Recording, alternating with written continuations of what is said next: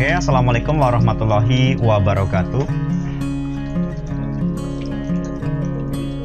Selamat pagi semuanya ya.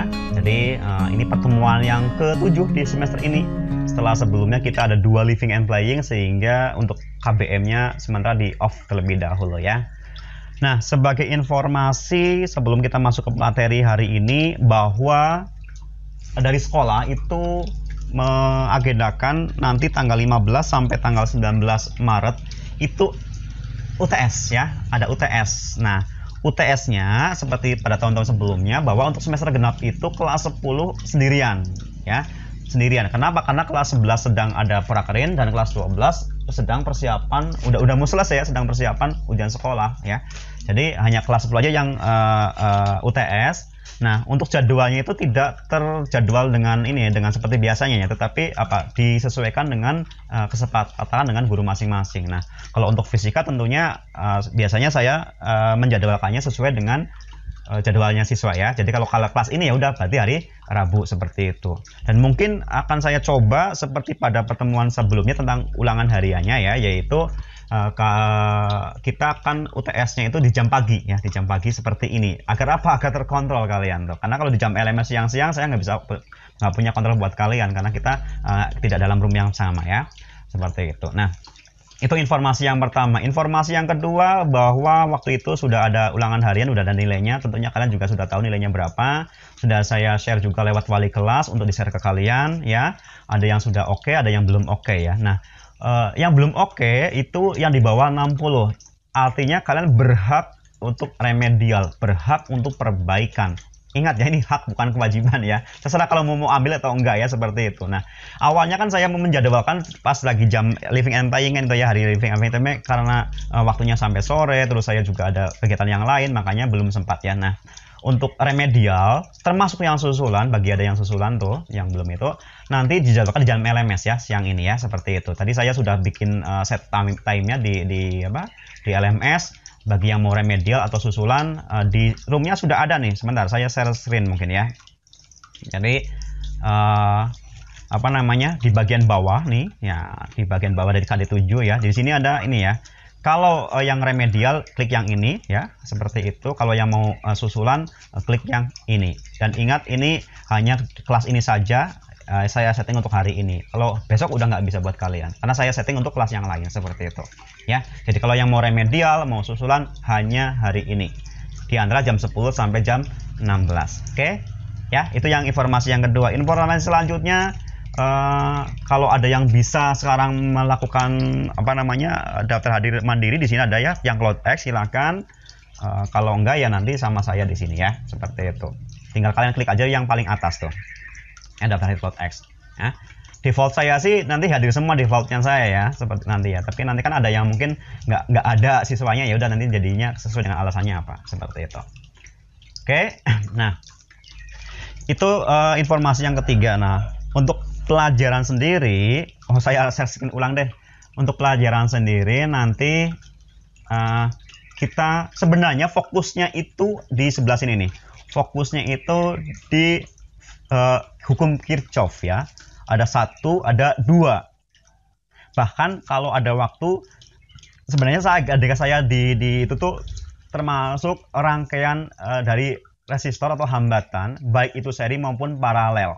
Hanya saja mengenai pertemuan yang sebelumnya, ini kan saya buatkan videonya ya, yang saya minta kalian belajar mandiri setelah ulangan kan, seperti itu ya. Cuma saya nggak tahu nih kalian sudah belajar atau belum tentang ini.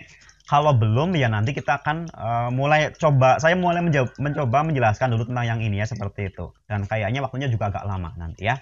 Jadi nanti di agenda hari ini, di pagi ini nih, kita akan mencoba menggali lebih jauh ini nih, seperti itu, tentang konsep listrik dinamis. Jadi kan sebelumnya kita belajar tentang listrik statis, yang diam listriknya nih. Nah, sekarang dinamis itu apa? Yang jalan-jalan. Siapa yang jalan-jalan? Muatannya, seperti itu. Nah, untuk listrik dinamis itu ada 2 macam, searah arusnya atau bolak-balik. Nah, kebetulan untuk kurikulum kita yang dipelajari hanya yang arus searah saja. Arus bolak-balik sudah tidak dipelajari lagi ya, seperti itu. Oke, itu gambaran-gambaran mengenai apa yang akan kita pelajari ya. Tetapi gini, karena target saya ada sampai hukum Kirchhoff, maka kalau kalian ini sudah mengerjakan, ini sudah menonton sih, sudah belajar ini ya, kalian tinggal langsung ke sini saja kan. Tapi kalau belum, ya, maka dua-duanya hari ini harus sudah selesai. Ya, baik konsep dasarnya maupun sudah masuk ke hukum Kirchhoff 1. Kenapa baru 1 ya? Karena tadi kalau pengalaman dari kelas yang kemarin atau yang tadi pun baru sampai Kirchhoff 1. Kirchhoff 2-nya agak sedikit panjang ceritanya. Makanya saya keep dulu buat pertemuan yang akan datang ya.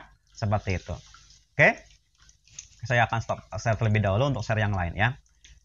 Siap mulai belajarnya untuk materi yang tadi? Siap ya? Oke. Baik, saya akan share screen biasa kosongan gitu ya, halaman kosong agar kita bisa isi bersama-sama. Mohon partisipasi aktifnya ya. Baik. Jadi hari ini kita akan mencoba belajar tentang yang namanya konsep listrik dinamis ya. Yang nanti kita akan breakdown lagi ke fokusnya ke konsep listrik arus searah. Nah, sebelumnya kita harus tahu dulu apa itu dinamis atau itu statis. Tadi di pendahuluan sudah ada. Jadi gini, kalau kita analogikan, ini saya pakai analogi dulu biar kita nyambung ya dengan apa yang kelihatan, apa yang biasa terjadi dalam diri kita ya. Nanti kita analogikan dengan dunia listrik seperti itu. Contohnya gini nih, kita punya kolam air gitu ya, seperti itu. Tentunya kalau satu kolam kayak gini, permukaan A sama permukaan B sama C tentunya apa? Akan memiliki ketinggian yang sama kan? Secara gravitasi dia potensial gravitasinya sama. Sehingga apa? Antara A, B dan C dan yang lainnya di permukaan ini tidak mengalami perbedaan potensial ya. Delta potensial itu 0, delta V-nya itu 0. Ya. Kalau perbedaan potensialnya 0 atau tidak ada perbedaan beda potensial, artinya airnya diam di situ aja, nggak kemana-mana. Tidak ada pergerakan air. Airnya statis kan? Seperti itu. Atau contohnya lagi juga kayak gini nih. Kita punya dua buah bejana seperti ini. Lalu di sini kita hubungkan dengan pipa ya bawahnya seperti itu. Ini kan tingginya kan sama tuh.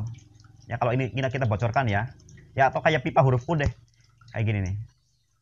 Ya kan? Pasti tingginya sama ya.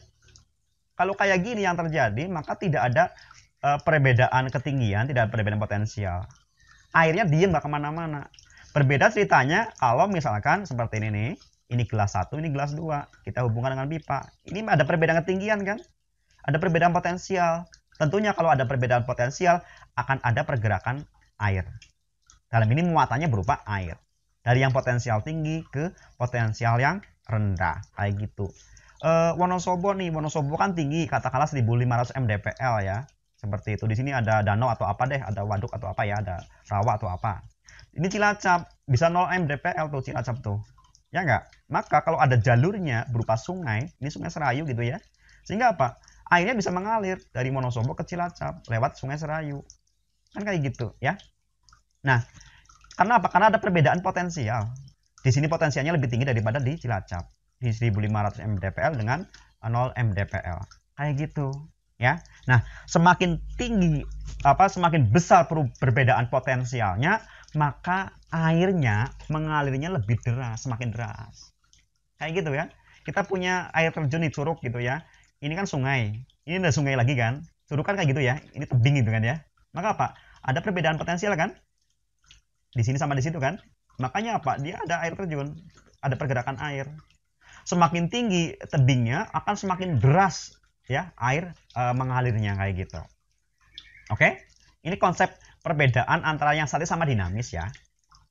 Begitu pula dengan dunia listrik. Kita sekarang analogikan ke dunia listrik. Kalau kita punya baterai nih, ini baterai ya, aki atau apa deh.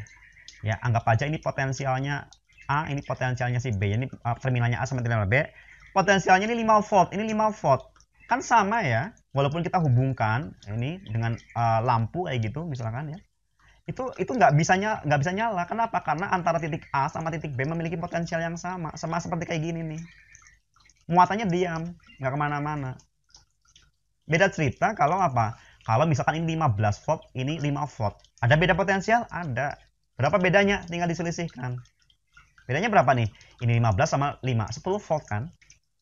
Kalau ada perbedaan potensial 10 volt kayak gini nih, artinya yang A lebih tinggi potensialnya dari yang B, maka akan ada pergerakan si muatan. Ya. Nah, arah arus listrik itu didefinisikan sebagai dari perpindahan muatan dari yang potensialnya tinggi ke potensialnya rendah. Ya, tetapi sejatinya sebenarnya pergerakan elektronnya itu kebalikannya ya. Itu cerita lain. Jadi konsep dasarnya lebih dahulu aja. Oke. Nah, kalau ada muatan yang mengalir lewat kabel ini kabel kan jalannya tuh. Ya. Seperti itu. Dan lewati si lampu ini, lampunya bisa nyala. Konsep nyala lampu gimana? Gini, dalam lampu bohlam itu ada yang namanya filamen. Filamen itu cara mudahnya kita bilang seperti pegas ya. Jadi ada kawat yang dililitkan seperti ini, seperti dibikin kayak pegas. Kayak gitu ya. Itu namanya filamen. Nah, ini yang dilakukan oleh Bapak Thomas Alva Edison. Dia bereksperimen sampai ribuan kali. Ya, dia mencari bahan yang pas. Kenapa? Karena kalau pengennya bahannya tipis ya, kecil kayak rambut ya. Saya selai rambut kan tipis banget tuh si kawatnya ya. Tetapi ada bahan-bahan yang bagus, tetapi kalau kepanasan mudah patah. Kayak gitu. Sehingga dia mungkin ya saya nggak tahu, saya kurang begitu tahu yang didapatkan apa, tapi kalau zaman modern itu pakainya kalau nggak salah wolfram ya, kawat wolfram. Jadi sifatnya kawat wolfram itu walaupun tipis gitu ya, tapi dia tuh kuat, dengan suhu yang sangat tinggi pun dia nggak putus. Kayak gitu ya. Oke, lanjut. Jadi sifatnya gini lah, ketika ada perbedaan potensial maka muatannya mengalir lewat wolfram. Wolfram ini kan kayak lilitan nih, prinsipnya sama kayak solder, kayak setrika listrik. Ketika lilitan dikasih dikasih ada muatannya lewat ke dia, maka dia itu kan akan panas. Jadi si wolframnya, si kawatnya filamen ini akan panas. Ketika panas, di dalam ini kan, di dalam ruang bola ini kan ada gasnya kan, bisa berupa neon, argon, ya, xenon dan kawan-kawannya itu ya, seperti itu yang 8A itu, ya, yang seperti itu. Maka apa? Sifatnya dia kalau suhunya naik atau tinggi itu akan memendarkan cahaya ya, akan berpendar. Sehingga syaratnya apa? Agar dia mengeluarkan cahaya harus kawatnya ini panas, suhunya jadi panas, maka dia akan berpendar si gasnya. Makanya kalau kita putuskan ya, kawatnya jadi dingin, lampunya sudah nggak nyala lagi atau mati lampunya, seperti itu. Oke. Saya agak panjang tadi. Yang pasti gini, konsep pertama kita harus tahu yang namanya beda potensial, ya kan? Listrik atau muatan akan jalan-jalan kalau ada perbedaan potensial, ya. Tanpa ada beda potensial atau beda potensialnya enggak kalau beda potensial 0, tidak ada pergerakan muatan, tidak ada arus listrik. Oke, lanjut ya. Nah, beda potensial ini nilainya akan sama dengan gitu ya, GGL. Kadang-kadang simbolkannya tuh kayak seperti huruf E kayak gini ya. Apa itu GGL? Singkatan dari gaya gerak listrik atau electromotion force. Ya. Elektro itu listrik, motion itu gerak, force itu gaya, ya. Gaya gerak listrik atau electromotion force. Ya. Nah, nilai GGL itu sama dengan beda potensial. Jadi GGL itu apa sih? Gaya dorong yang diperlukan agar muatannya jalan-jalan kayak gitu. Ya. Kan yang namanya benda bergerak kan harus didorong kan, harus ditarik kan. Nah, gaya dorong listriknya ini namanya GGL, nilainya sama aja, setara dengan perbedaan potensial di antara dua terminal tersebut. Artinya, semakin tinggi perbedaan potensialnya, semakin besar gaya dorongnya. Efeknya apa? Kuat arus listrik. Semakin kencang gaya dorongnya, semakin tinggi kemungkinan arus listriknya ya. Seperti itu. Oke, konsep pertama tentang GGL atau beda potensial udah oke ya, good ya. Nah, ini satuannya adalah volt. Kadang-kadang orang bilang juga sebagai tegangan atau voltage bahasa Inggrisnya atau voltase. Seperti itu. Oke ya, itu konsep yang pertama. Konsep yang kedua, kita ada yang namanya kuat arus listrik. Kuat arus listrik. Ya, disimbolkan dengan huruf I. Apa sih kuat arus listrik? Menyatakan seberapa banyak muatan yang mengalir melewati penghantar ini per detik, per satuan waktu. Itu namanya kuat arus listrik. Ya kalau air itu debit ya, berapa meter kubik per detik katakanlah. Itu kan namanya debit. Nah, kalau listrik itu apa? Namanya kuat arus listrik. Ya, itu seberapa banyak muatan yang mengalir per satuan waktu. Ya, jadi berapa banyak Q atau muatan. Q kan simbol dari muatan tuh, per satuan waktu. Nah, kayak gitu. Ini rumusan dasarnya dari kuat arus listrik ya. Nah, 1 ampere gitu ya. Itu nilainya kalau ada muatan sebanyak 1 coulomb yang mengalir per detik. Ya. Jadi yang namanya 1 ampere itu kalau ada muatan sebanyak 1 coulomb yang mengalir per detiknya. Ya. Padahal 1 coulomb waktu itu kita belajar berapa? 1 coulomb ada berapa elektron? Masih ingat? 6,25 10 pangkat 18 ya. Elektron.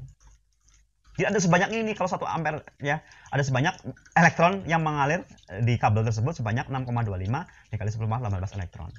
Dari mana? Dari 1/1,6 10 pangkat min 19 ya, hasilnya seperti itu. Itu namanya kuat listrik 1 ampere. 2 ampere ya 2 kali lipatnya. 2 coulomb per detik. 5 ampere 5 coulomb per detik. Ibarat kata gini, satu kelas 30 siswa. Ya. Sebuah pintu gerbang bisa melewatkan 30 siswa per detik. Artinya kan satu kelas per detik kan. Berarti kalau 2 kelas ya 60 siswa per detik kan. 3 kelas 90 siswa per detik kayak gitu. Ya. Kalau seolah-olah si siswa ini sebagai muatannya ya, sebagai elektron atau muatannya seperti itu. Itu konsep pertama, konsep kedua yaitu yang mengenai kuat arus listrik yang menyatakan jumlah muatan yang mengalir per satuan waktu. 1 ampere artinya ada muatan sebanyak 1 coulomb yang mengalir per detik. Ya, oke. Sekarang kita ke konsep ketiga. Perhatikan baik-baik, seperti mobil. Bayangkan mobil itu sebuah muatan gitu ya. Dia bisa jalan-jalan dari Jakarta ke Purwokerto misalkan, kan tentu butuh jalan kan? Ya enggak? Butuh jalan. Nggak mungkin mobilnya nggak pakai jalan. Bahkan pesawat pun butuh jalan ya. Butuh lintasan kan seperti itu. Ya. Nah, jalan dari listrik adalah kabel ya. Ini yang kita namai sebagai konduktor. Oke? Kabel atau kabel berupa konduktor ya, seperti itu. Kita akan konsep ketiga yaitu tentang konduktor ya. Atau penghantar. Ya, penghantar. Penghantar berupa konduktor.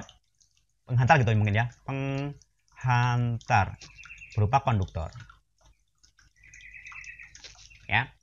Nah, di bagian ini fokus kita ada yang namanya resistance. Resistance itu keadaannya ya. Bendanya biasanya kita sebut sebagai resistor atau yang namanya hambatan.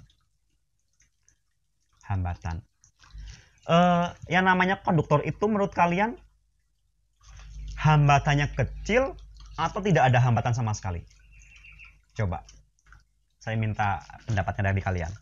Yang namanya konduktor itu bahan yang hambatannya kecil atau yang tidak memiliki hambatan? Minta pendapatnya. Open mic silakan. Nur Alia, Arya Zafri, Muammar Zidan, atau yang lain silakan. Dari kelas 10 RPL 4 silakan. Atau diketik. Pilihannya cuma 2 ya. Konduktor itu apakah tidak memiliki hambatan sama sekali ataukah punya hambatan tapi kecil? Ayo. Pendapatnya dari 30 sekian siswa.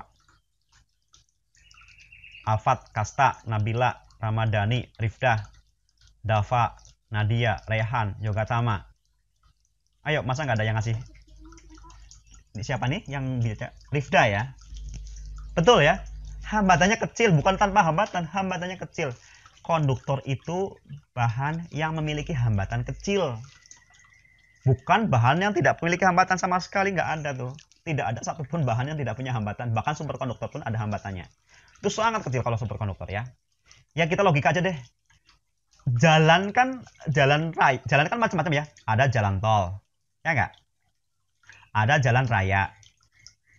Ada jalan desa. Ada gang. Ada pematang sawah, ya nggak? Ini kan jalan juga kan? Masing-masing jalan ini punya hambatannya masing-masing. Dapat dikatakan bahwa jalan tol hambatannya sangat kecil. Bukan berarti tidak ada hambatan. Ya. Misalkan jalan hambatan tol apa? Di sini ada mobil nih, kita mau nyalip nggak bisa, ya. Kita mau nyalip nggak bisa. Harus direm terlebih dahulu kan? atau ada pita kejut, atau ada genangan air, atau ada yang lagi diperbaiki, tetapi apa, kecil hambatannya ya, maka mobil bisa melaju dengan sangat kencang kayak gitu ya. Tetap ada hambatan, bahkan pintu gerbangnya pun berupa hambatan kan ya, seperti itu. Oke, kalau jalan raya tentunya hambatannya lebih besar, ada sepeda motor, ada yang jalan kaki, ada yang naik apa namanya ya, pokoknya banyak sekali hambatannya kan, ada pasar tumpah dan kawan-kawannya. Apalagi jalan desa, banyak polisi tidur ya, banyak yang rusak, hambatannya lebih besar lagi. Gang lebih besar lagi, pematang sawah sangat besar. Mungkin kalau pematang sawah atau gang dapat dikatakan sebagai isolator. Jadi isolator itu bedanya sama konduktor ya, kalau hambatannya sangat besar itu namanya isolator. Bukan berarti isolator nggak bisa menghantarkan muatan atau listrik atau arus ya, bisa, tetapi apa, susah ya. Nanti kita akan coba lihat besar hambatan ini ya. Ini deh, ini awan itu kalau gelap tuh ya, mau hujan tuh, itu dia itu mengandung dia polaritas negatif. Awan itu berarti berkekutuban negatif ya. Awan itu memiliki jenis muatan negatif. Sedangkan bumi kan netral. Sedangkan sifat alam semesta itu kan seimbang, netral. Tidak boleh plus, tidak boleh minus. Maka apa? Sebisa mungkin alam semesta gitu ya akan menyeimbangkan, akan menetralkan si awan ini. Dengan cara apa? Membuang muatan-muatan negatifnya ini ke bumi. Kita lihat sebagai petir. Jadi apa? Petir itu gerombolan muatan yang berasal dari awan yang sedang berjalan-jalan ke bumi agar si awannya netral kayak gitu. Hambatan udara itu sangat besar. Tentunya si muatan ini akan mencari jalan yang hambatannya lebih kecil daripada si udara. Contoh apa? Tower, antena, gedung tinggi dan kawan-kawannya kan? Seperti itu. Ya, makanya apa? Kalau kita punya gedung tinggi, diharapkan di atas itu kayak ada antena kan? Namanya ini apa ini? Menurut kalian ini namanya, apakah ini namanya penangkal petir atau penangkap petir bagi kalian? Coba minta pendapatnya. Ayo. Kira-kira apa ya? Penangkap petir atau penangkal petir? Yang kalian tahu. Gimana, Arya? Penangkal ya. Kalau nangkal berarti kan tolak ya. Ternyata sebaliknya, justru ini nangkep. Si antena itu justru nangkep. Dia itu sebagai tumbalnya, sebagai korbannya dari gedung tersebut. Daripada si petirnya lewat gedung ini, lewat kabel-kabel dalam gedung ini, ya nggak? Mending apa? Mending lewat si penangkap ini, lalu diarahkan ke tanah kan gitu kan? Masuk akal nggak? Make sense ya? Ya kan? Jadi si petirnya lewat si penangkap petir ini, justru dia itu tumbalnya. Justru tugasnya dia adalah menangkap si petir. Agar apa tujuannya? Agar dia habis ditangkap langsung diarahkan ke bumi. Daripada apa? Daripada merusak peralatan elektronika yang ada di rumah ini. Kayak gitu. Kalau nangkap kan nolak kan, adanya ini jadi nggak kesini. Ibaratnya nih bawang gitu ya, apa garam, nanti ularnya nggak mau datang ke situ. Ibaratnya kan itu namanya penangkal ya. Tapi ini penangkap justru, umpan. Jadi diumpan, ibarat kata ya itu, biar nggak kesini hewan buasnya, kita kasih umpan di sini biar kesana gitu maksudnya loh. Seperti itu ya gambarannya ya, mengenai yang ada di alam kehidupan kita sehari-hari kayak gitu. Atau ini pohon kan dari kayu itu kayak semacam pematang sawah atau gang kecil, hambatannya sangat besar, tetapi bukan berarti kayu tidak bisa menghantarkan. Bisa, kayu lebih tinggi konduktansinya daripada si udara kan, sehingga apa, si petir ini akan lewat kayu agar cepat ke ground. Seperti itu ya. Nah, sama mobil ini mungkin secara natural tidak bisa masuk sawah ya, pematang sawah, tetapi kalau syaratnya terpenuhi, gaya dorongnya sangat kencang ya bisa lewat pematang sawah kan. Contoh ini, tikungan tajam, mobil melesat sangat kencang, di sini ada sawah, ada pematangnya nih, bablas kan, bisa lewat sini kan, seperti itu. Tetapi kan itu dalam keadaan yang harus saat tertentu ya, harus kecepatan sangat tinggi, GGL-nya, gaya dorongnya harus sangat tinggi, baru bisa masuk ke jalan kecil di sawah ini kan gitu ya. Ya sama, kalau tegangannya kecil, arusnya kecil, tidak bisa lewat kayu, tidak bisa lewat plastik, tembok-tembok nggak bisa. Tetapi kalau petir kan sangat besar tuh, gaya dorongnya sangat besar, muatannya sangat banyak, atau listrik kuat listrik yang sangat tinggi. Beda potensial antara bumi dengan awan yang juga sangat tinggi. Maka apa? Kayu pun bisa dilewati. Identik dengan tadi ya, mobil sangat kencang, pematang sawah pun bisa dilewati. Oke, itu konsep resisten ya, atau resistor. Jadi yang namanya konduktor itu ya, benda sebagai tempat alur atau jalur ininya ya, jalur si muatan untuk mengalirnya seperti itu ya. Yang mana dia memiliki daya konduktansinya yang berbeda-beda ya, daya hantar yang berbeda-beda. Ada yang daya hantarnya tinggi, ada yang daya hantarnya rendah. Tentunya kita mencari bahan-bahan yang memiliki daya hantar yang tinggi. Di antara banyak bahan-bahan, maka dipilihlah orang ya lebih cenderung memilih tembaga ya dibanding yang lain. Kenapa tembaga? Sebagai contoh aja, di dalam sini ada tembaga ya, kabel ini. Tembaga itu dia sifatnya itu selain hambatnya rendah, juga itu bisa mudah dibentuk tuh, lentur. Ya enggak?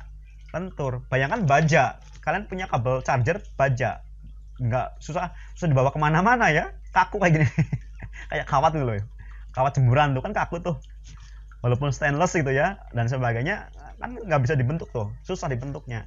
Jadi mending pakai tembaga yang bisa lentur seperti ini. Udah lentur, hambat jenisnya juga kecil ya, atau nilai hambatannya kecil. Nah, mengenai konduktansi ini atau mengenai hambatan ini ada dua rumusan yang namanya hukum Ohm ya. Saya ke halaman selanjutnya aja mungkin ya, yang ini biar jelas. Hukum Ohm yang pertama nih ya, bahwa Ohm kan pakainya R nih, resistance, karena Ohm itu satunya Ohm ya, hukum Ohm itu. R itu aslinya seperti ini, V dibagi I. Jadi besarnya hambatan nilainya setara dengan berapa beda potensial tegangan di antara dua ujung-ujungnya tersebut per watt arus listriknya berapa ya. Ini aslinya. Yang untuk mempermudah secara teknis, maka biasanya kita memodifikasi sebagai V sama dengan I dikalikan dengan R ya, I dikalikan R. Atau modifikasi lagi sebagai I sama dengan V dibagi R. Kayak gitu kan? Itu yang namanya yang pertama. Yang kedua gimana? Yang kedua bahwa ada hubungan R sama dengan Rho L per A. Apa itu Rho? Rho itu namanya hambat jenis. Jadi nilai hambatannya masing-masing jenis bahan. Tentunya hambat jenis tembaga dengan besi dengan aluminium itu berbeda-beda.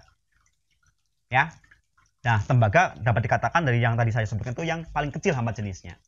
L itu apa? Panjang kabelnya, panjang si penghantarnya, panjang kawatnya, dengan A luas penampang. Kabel ini nih, yang kalau kita zoom tentunya berupa tabung ya, ya nggak sih? Kalau kita zoom ini kabel ini berupa tabungnya, makanya gini, kalau kita zoom kurang lebih berupa tabung, kalau gambar 3 dimensi agak lonjong kayak gini ya. Nah, ini apa namanya? Si kabelnya kalau kita zoom lah.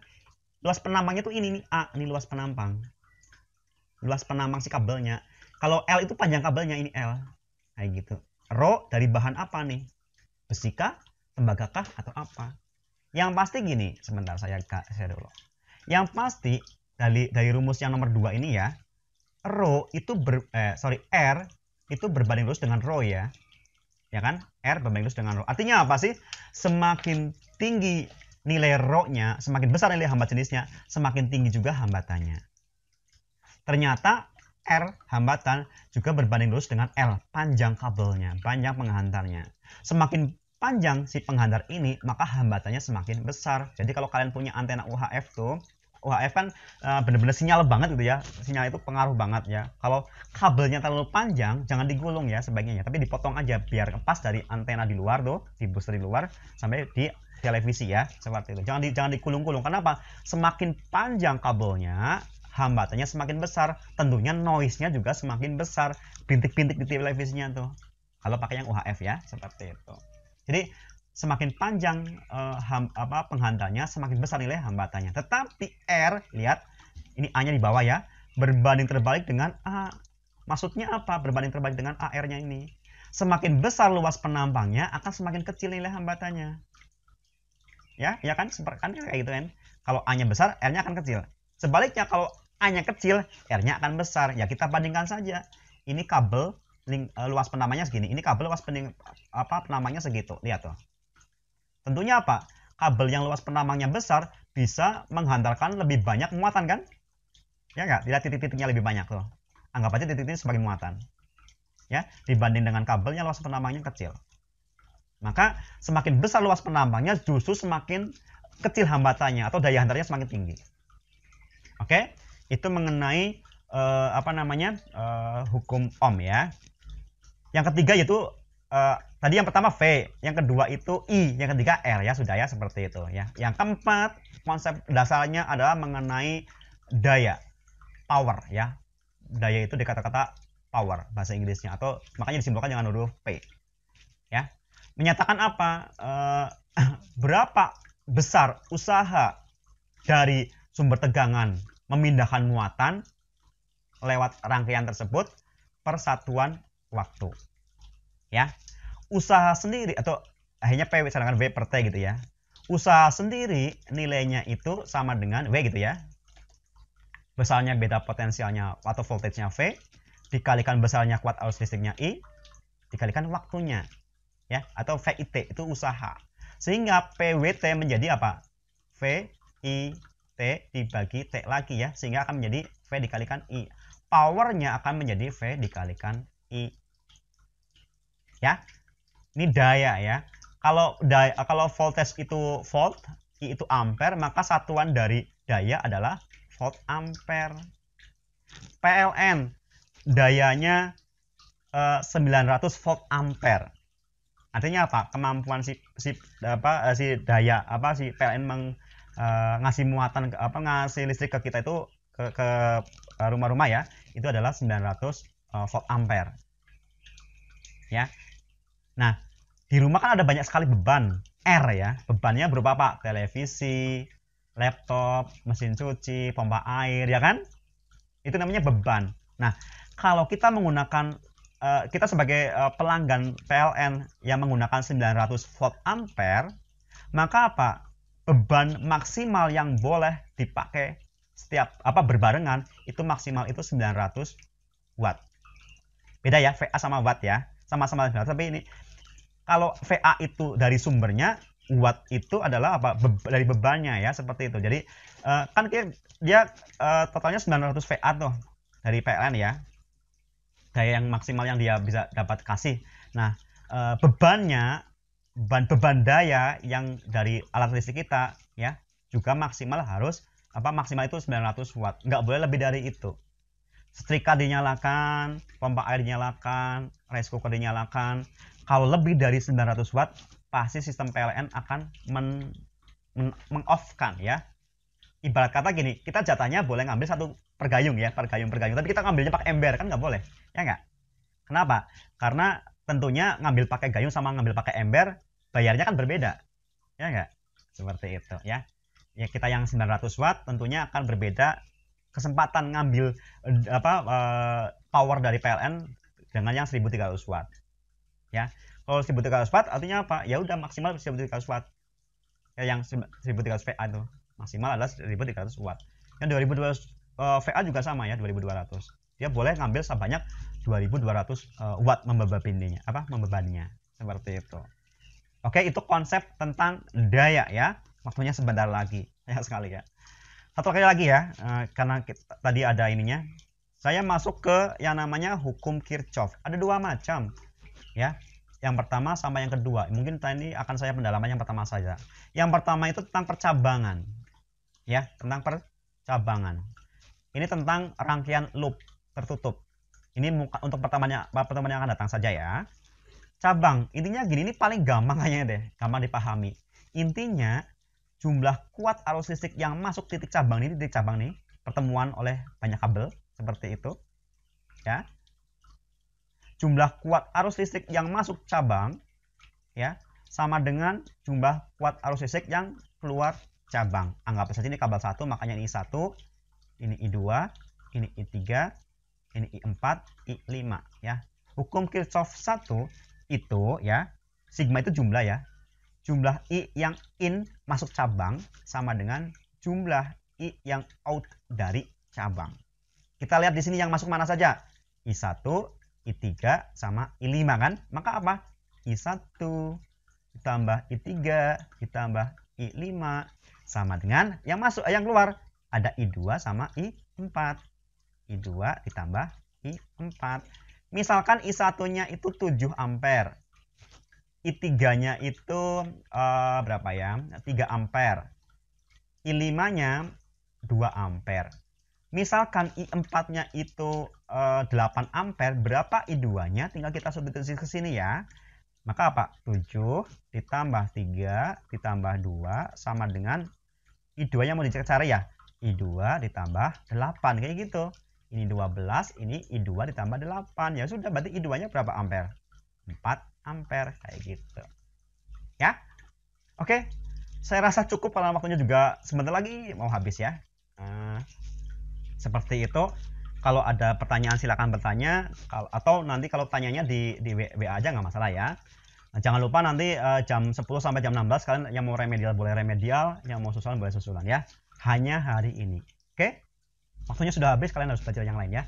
Saya akhiri, semoga bermanfaat buat kalian ya. Saya akhiri, wassalamualaikum warahmatullahi wabarakatuh.